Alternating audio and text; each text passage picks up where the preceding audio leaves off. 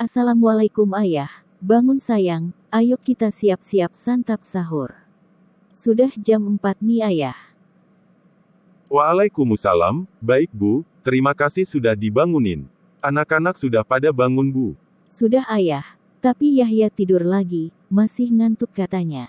Oh iya ayah, nanti kita jadi ke rumah Mbah Uti enggak? Soalnya Yahya sama Naila sudah kangen, lama gak ke rumah Mbah Uti katanya. Insya Allah jadi Bu, agak sorean ya kita ke sana, serambi kita jalan-jalan ngabuburit melihat suasana sore hari Ramadan. Pasti asyik Bu hehehehe. Baik, siap ayah.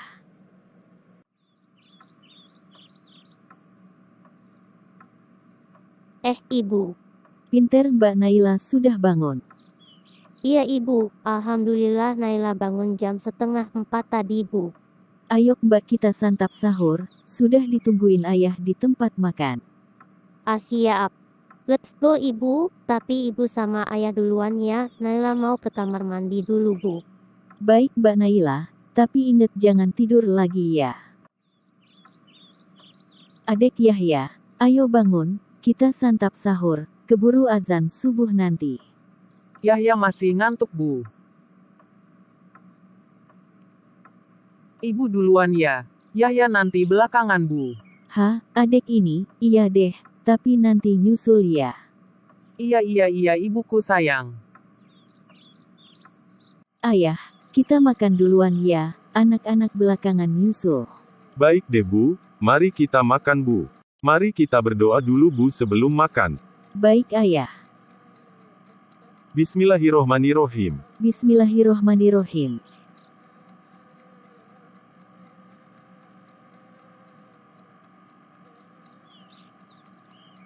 Masya Allah enak banget masakannya Bu, ini nih makanan kesukaan ayah, sego sambal plus telur, sayur daun kelor, mantap bener.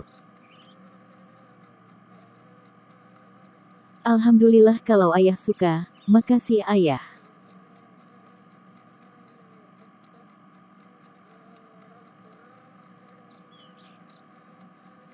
Alhamdulillah ayah sudah selesai makan sahurnya Bu. Alhamdulillah, ibu juga sudah selesai ayah, tinggal bangunin anak-anak untuk sahur. Ya Allah, berikan kami kelancaran dalam menjalankan ibadah puasa Ramadan ini, semoga Engkau menerima amal ibadah kami. Amin. Ayah mandi duluan ya Bu, siap-siap untuk sholat subuh juga ke masjid, ibu bangunin anak-anak ya. Baik ayah. Adek Yahya, ayo segera makan sahurnya, samaan sama Mbak Naila. Baik ibuku sayang. Apa lo adek ini, pakai love segala. Mbak Naila sayang, yuk makan sahurnya. Itu adek Yahya sudah ibu bangunin juga. Kalian makan berdua ya, ayah sama ibu sudah duluan tadi. Nungguin kalian berdua lama banget bangunnya. Iya ibuku sayang. Adik ayo kita sahur bareng berdua, ibu sama ayah sudah duluan tadi. Baik Mbak Naila. Yuk makan sahurnya yuk. Mari kita berdoa dulu deh. Bismillahirrohmanirrohim. Bismillahirrohmanirrohim.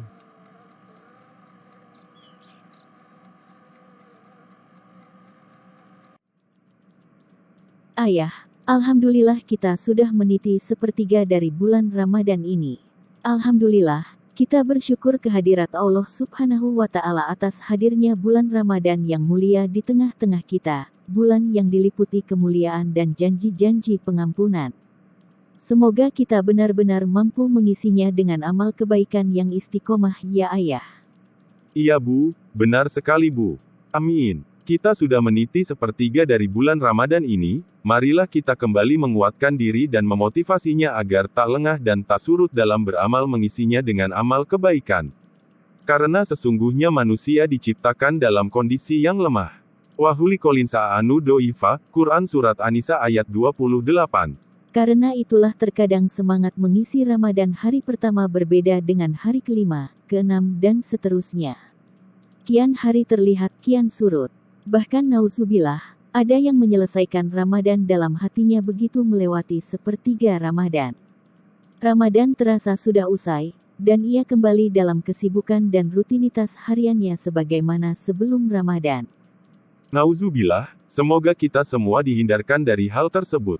Maka kita pun menjadi saksi bagaimana hari-hari ke-11 dan seterusnya, barisan sholat tarawih di masjid mulai menyusut ke depan, yang terlihat istiqomah hanya mereka yang memang senantiasa menjadi memakmurkan masjid pada hari-hari di luar Ramadan. Ibu, untuk menjaga kualitas dan kontinuitas amal kita dalam bulan Ramadan ini, marilah kembali mengingat janji Allah yang dijanjikan kepada kita, khususnya yang berkaitan dengan ibadah puasa yang kita jalani ini. Dengan menghayati apa saja yang akan diberikan Allah Subhanahu wa Ta'ala kepada kita, maka insya Allah puasa kita akan terasa ringan, sebagaimana kita pun akan lebih bersemangat dalam menjalankan amal kebaikan lainnya di dalam Ramadan. Ayah, bagaimana sesungguhnya fasilitas akhirat yang diberikan Allah Subhanahu wa Ta'ala kepada kita yang berpuasa dengan baik di bulan Ramadan ini? Bismillahirrohmanirrohim, berikut penjelasannya Bu. Oh iya. Mari disimak juga ya sahabat-sahabat YouTubeku dimanapun kalian berada. Dari Sabang sampai Merauke. Sedikit kita akan sampaikan tentang fasilitas apa saja sih yang diberikan Allah Subhanahu wa Ta'ala di akhirat kelak kepada kita yang berpuasa dengan baik di bulan Ramadan.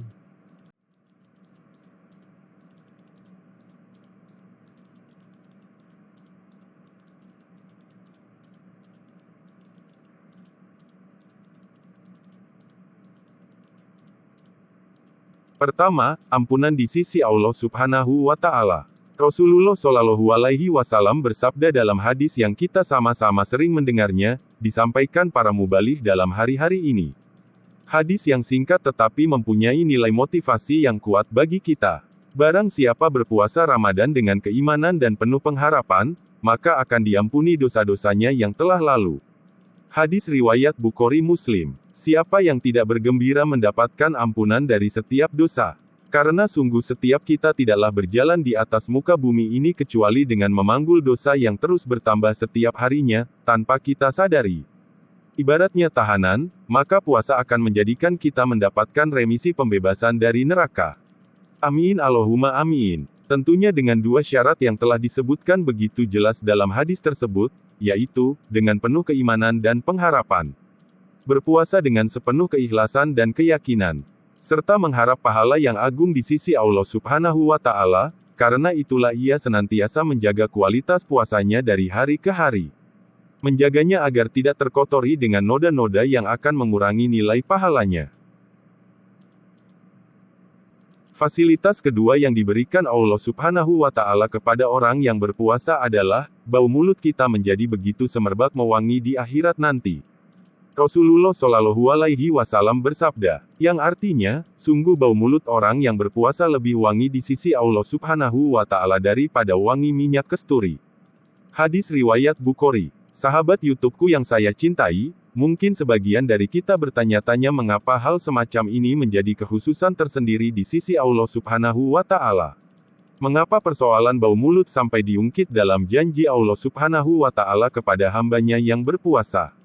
Marilah kita lihat janji ini sebagai isyarat bahwa apapun yang terkait orang yang berpuasa, sungguh akan dihargai oleh Allah Subhanahu wa Ta'ala, bahkan sekalipun yang terkait dengan bau mulut. Logika sederhananya adalah, jika bau mulut saja sudah begitu diperhatikan dan dihargai, maka bagaimana dengan hal-hal lain seputar orang berpuasa? Keringatnya dalam menahan panas, perjuangannya menahan lapar, tentulah ini semua juga akan berujung kebaikan demi kebaikan di akhirat nanti. Amin Allahumma amin. Hal ketiga, yang akan didapatkan oleh orang berpuasa di akhirat nanti adalah syafaat atau pembelaan dari amal puasanya.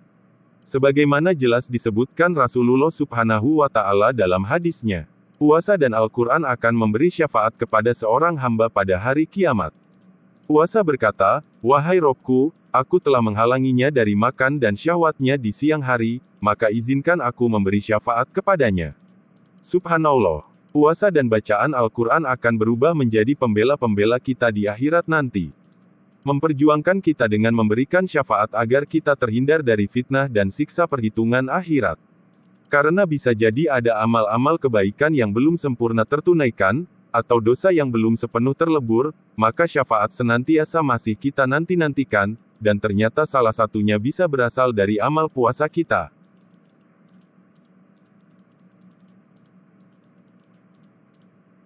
Dalam sebuah hadis, Rasulullah Shallallahu Alaihi Wasallam memberitahukan kepada kita kemuliaan lain dari orang yang berpuasa. Rasulullah bersabda, sesungguhnya di surga ada sebuah pintu yang bernama Ar-Royan. Pada hari kiamat orang-orang yang berpuasa akan masuk surga melalui pintu tersebut, dan tidak ada seorang pun yang masuk melalui pintu tersebut kecuali mereka. Dikatakan kepada mereka, di mana orang-orang yang berpuasa? Maka orang-orang yang berpuasa pun berdiri dan tidak ada seorang pun yang masuk melalui pintu tersebut kecuali mereka. Jika mereka sudah masuk, pintu tersebut ditutup dan tidak ada lagi seorang pun yang masuk melalui pintu tersebut. Hadis riwayat Bukhari Muslim. Jelas sekali bahwa ibadah puasa mempunyai kedudukan tersendiri yang begitu mulia, hingga bagi mereka yang gemar berpuasa dan sukses dalam puasa Ramadannya mendapatkan pintu khusus yang disebut dengan Ar-Royan. Tentunya kita semua berharap bisa memasuki pintu surga, dan bisa jadi insya Allah melalui pintu Ar-Royan yang dijanjikan kepada ahlu shaum. Amin Allahumma amin. Bagi orang yang berpuasa akan mendapatkan dua kegembiraan, yaitu kegembiraan ketika dia berbuka dan kegembiraan ketika berjumpa dengan Robnya. Hadis riwayat Bukhari. Kegembiraan di kampung akhirat berikutnya adalah kesempatan berjumpa dengan Allah Subhanahu wa Ta'ala.